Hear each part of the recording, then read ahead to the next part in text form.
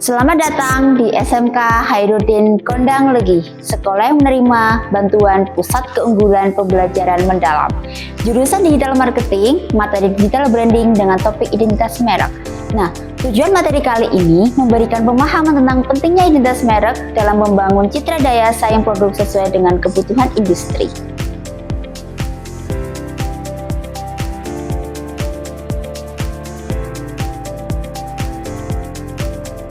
Apa itu identitas merek? Identitas merek adalah fondasi yang kuat bagi sebuah brand, membentuk ciri khas yang membedakan dan mengingatkan konsumen terhadap merek tersebut. Lebih dari sekedar nama atau produk, identitas merek mencakup sejumlah elemen penting yang memperkuat hubungan antara merek dan konsumen. Merek adalah suatu tanda yang memiliki karakteristik yang berupa gambar, nama, kata, huruf, angka, corak, warna, atau kombinasi dari unsur-unsur tersebut. Merek atau merek dagang merupakan bagian dari hak kekayaan intelektual karena mencerminkan identitas dan reputasi suatu produk atau jasa.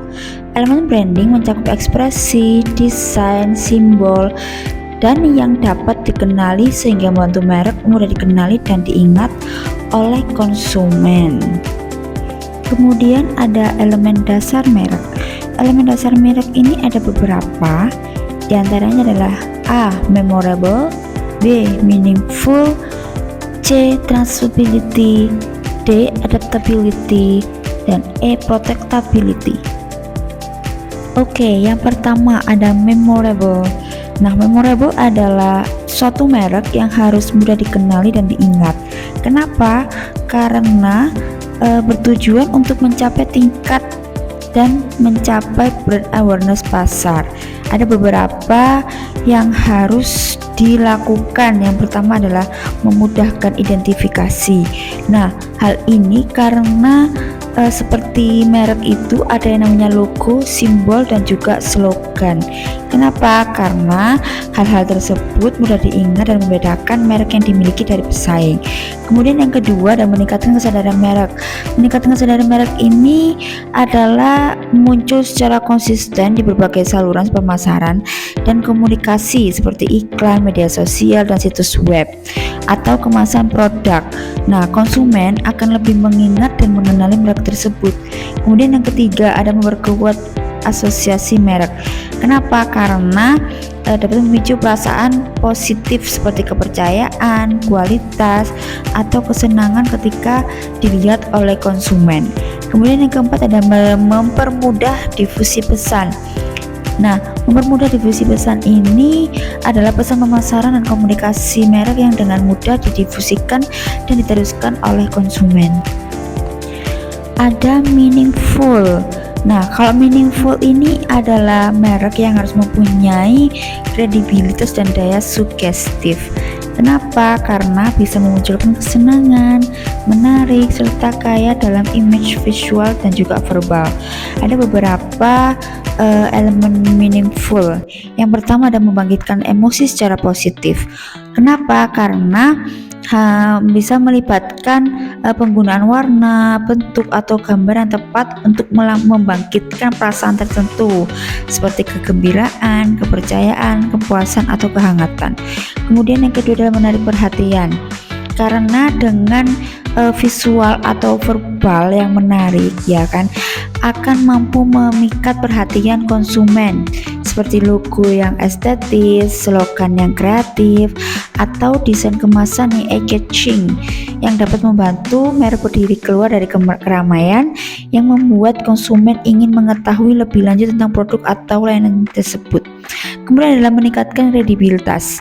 Nah, kenapa? Karena merek yang mempunyai kredibilitas akan membantu membangun kepercayaan konsumen karena bisa memiliki reputasi yang baik, kualitas yang terbukti, atau testimoni dari pelanggan yang puas terhadap merek tersebut. Kemudian yang keempat adalah memperkaya komunikasi merek. Karena dengan aspek visual dan juga verbal dapat memperkaya komunikasi merek seperti visual yang menarik, kata-kata yang cerdas, dan narasi yang kuat. Selanjutnya ada elemen transferability. Nah, elemen ini bersifat mobile ya, karena baik dari sisi kategori produk maupun batasan geografis maupun budaya itu mempunyai ciri khas masing-masing. Nah, pertama ada variasi produk. Dalam kategori produk yang berbeda, merek yang fleksibel dapat memperluas dirinya ke berbagai segmen pasar. Kemudian ada wilayah geografis. Kalau wilayah geografis ini mampu menyesuaikan pesan-pesan atau desain dan strategi pemasaran dengan baik yang akan lebih mungkin diterima oleh konsumen lokal, karena hal ini dapat mencakup penerjemahan dan juga lokalitas konten yang menyesuaikan merek dengan simbol dan citra yang relevan secara budaya serta pemahaman mendalam terhadap nilai-nilai dan kebiasaan konsumen setempat. Selanjutnya ada adaptability. Nah, elemen ini bersifat fleksibel, jadi lebih mudah diperbarui dan disesuaikan dengan konteks. Nah, seperti logo merek secara visual ya memiliki utama atau daya tarik utama yang mewakili identitas merek. Merek yang fleksibel harus memiliki desain logo yang dapat diubah atau disesuaikan dengan mudah tanpa mengorbankan keseluruhan pengenalan merek. Kemudian yang kedua ada slogan. Slogan merek ini adalah frasa pendek yang menyampaikan pesan inti atau nilai merek. Kemudian ada pesan dan konten pemasaran. Nah, pesan dan konten pemasaran ini harus mampu secara fleksibel yang mengubah pesan serta konten pemasaran dengan cepat dan mudah. Kemudian ada identitas visual merek. Selain logo, identitas visual merek juga mencakup elemen seperti palet warna, tipografi, dan gaya desain, sehingga merek yang fleksibel dapat mengubah atau memperbarui elemen-elemen untuk mengikuti perubahan tren desain atau menghadirkan tampilan yang segar, jadi tidak membosankan. Nah, kemudian ada elemen protectability. Ada beberapa seperti pendaftaran merek, hak kekayaan intelektual, hukum merek dagang, dan perlindungan di pasar internasional. Yang pertama adalah pendaftaran merek. Setiap merek harus ada yang namanya pendaftaran. Kenapa? Karena setiap perusahaan atau individu yang mendaftarkan akan mendapatkan hak eksklusif untuk menggunakan merek tersebut dalam aktivitas bisnisnya. Nah, selain itu juga dapat mencegah pihak lain menggunakan merek yang sama atau mirip dengan produk atau jasa yang serupa. Kemudian ada yang hak kekayaan intelektual. Kenapa? Karena hak kekayaan intelektual itu melindungi merek dalam kerangka hukum, bisa dijadikan untuk menjaga keamanan dan integritas merek tersebut. Kemudian ada hukum merek dagang. Hukum merek dagang bertujuan melindungi merek dari penggunaan yang tidak sah, penyalahgunaan atau pelanggaran oleh hak cipta atau pihak yang lain. Kemudian atau pelindungan di pasar internasional. Jika merek beroperasi di pasar internasional, penting untuk mempertimbangkan perlindungan merek di berbagai yurisdiksi.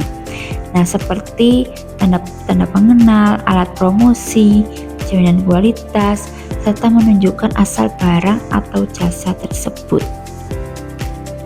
Yang terakhir ada fungsi merek. Nah, fungsi merek ini memiliki beberapa fungsi seperti membangun kesadaran merek atau brand awareness.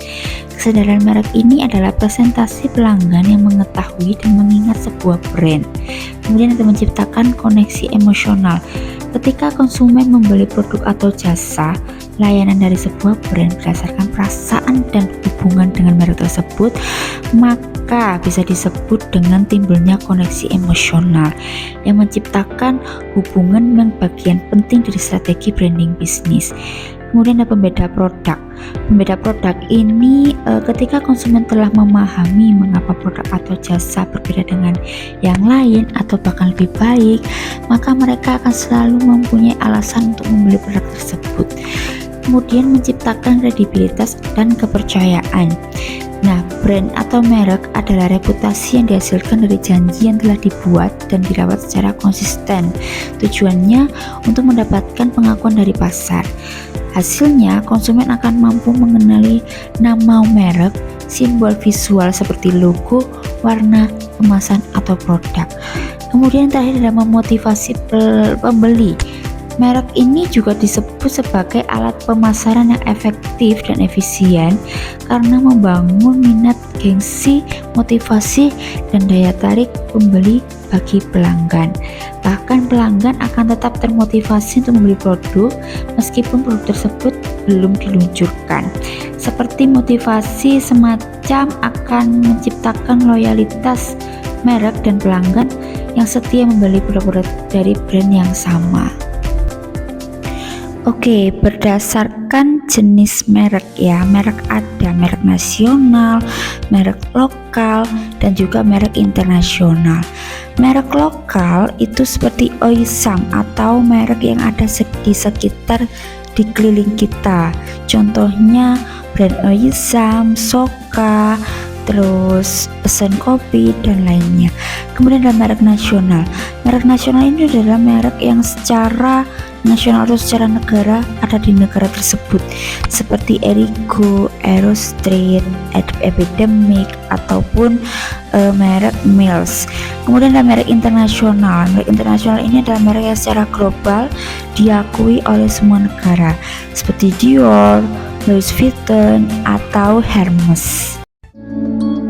Membuatku terjatuh dan terjatuh. Tahu gak gue ketika mau ngapain? Lagi mencari lahan. Rasakan yang tak terjadi, semua yang terbaik dan yang terlewati. G-Water, natural artesian water yang diproses dengan teknologi Jepang, memiliki kandungan mineral baik untuk tubuh dan kulit dengan rasa ringan. G-Water untuk sahabat sejiwa, rasa ringan.